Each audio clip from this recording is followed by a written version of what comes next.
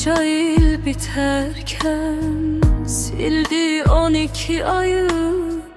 Ümide qatıq etdik günü, ili, həftəni. Xəyallar qurduq boş yerə, qurmaq üçün yuvanı. Hamıya xoşbəxtlik, ürəyimə zar düşdü. Hanı taxta evimiz, bağçasında sen kızım.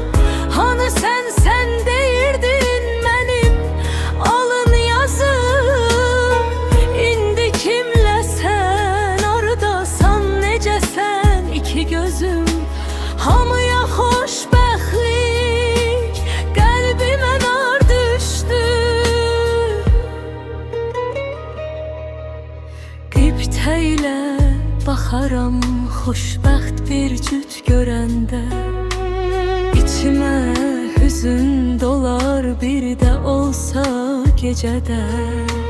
Səni çözmək mümkünsüz sirli bir bilməcədə.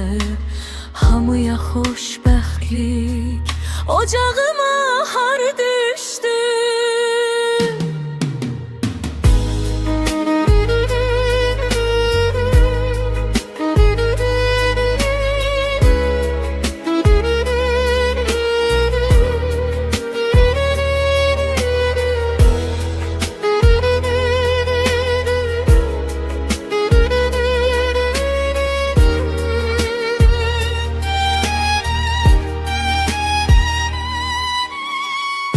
Evin her köşesinde, her otaqda sen varsan.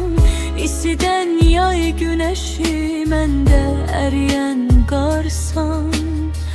Mənə qış yaşadarkən ellərə baharsan.